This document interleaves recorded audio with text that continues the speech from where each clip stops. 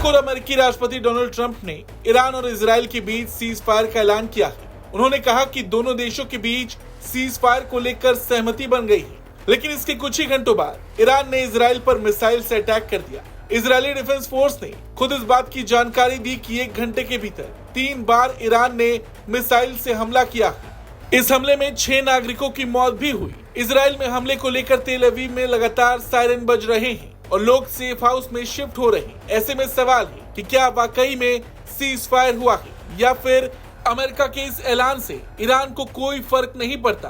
दरअसल ट्रंप ने जो सीज फायर का ऐलान किया, उस पोस्ट में उन्होंने साफ शब्दों में लिखा था, युद्ध विराम का पहला चरण 6 घंटे बाद ईरान की ओर से शुरू होगा, फिर 12 घंटे के भीतर इजराइल भी सीज फायर लागू करेगा और 24 घंटे पूरे होने के बाद इस 12 दिन की जंग को औपचारिक रूप से खत्म मान लिया जाएगा। लेकिन ईरान का कहना है कि उसकी अपनी सैन्य कार्रवाइयों को जारी रखने का कोई इरादा नहीं, केवल तभी जब इजरायली सेना ईरानी लोगों के खिलाफ अवैध हमला करना बंद कर दे।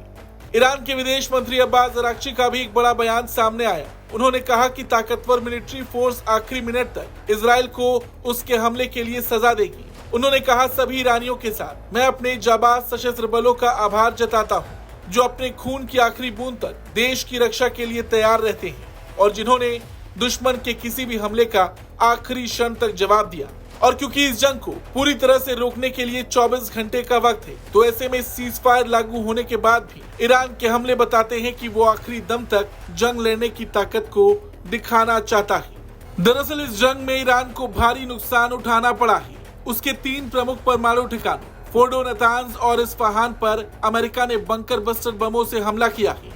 इजरायली हमले में ईरानी रिवोल्यूशनरी गार्ड्स के चीफ हुसैन सलामी समेत कई टॉप सैन्य कमांडर्स और परमाणु वैज्ञानिक मारे गए। इसके अलावा ईरान में करीब 1000 लोगों की मौत हुई। इस जंग में ईरान के इंफ्रा को भी बहुत ज्यादा नुकसान हुआ है। इजराइल के साथ जंग में ईरान के खिलाफ अमेरिका ने भी मोर्चा खोल दिया था और देश की सबसे प्रमुख न्यूक्लियर साइट फोर्डो समेत 3 ठिकानों पर बमबारी की थी, जिसमें न्यूक्लियर फैसिलिटी को काफी नुकसान की आशंका जताई जा रही है। दूसरी ओर ईरान को मिडिल ईस्ट के किसी भी देश का साथ नहीं मिला और उसे अकेले ही अपनी लड़ाई लड़नी पड़ी। रूस और चीन जैसे ताकतवर देशों ने ईरान को नैतिक समर्थन तो दिया, लेकिन अमेरिका इजराइल के खिलाफ जंग में खुलकर ईरान के साथ खड़े नहीं हुए।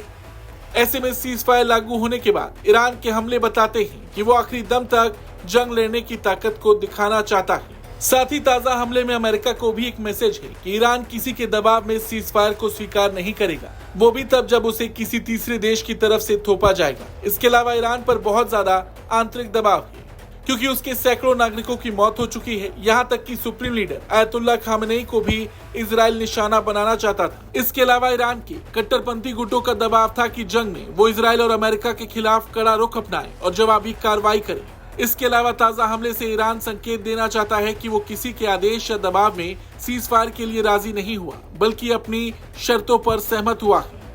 ईरान पहले ही कह चुका है कि उसने ना जंग शुरू की थी और ना वो जंग चाहता है, लेकिन वो इजराइल की आक्रामकता का जवाब पूरी ताकत के साथ देता रहेगा। ब्यूरो रिपोर्ट, भारत तक।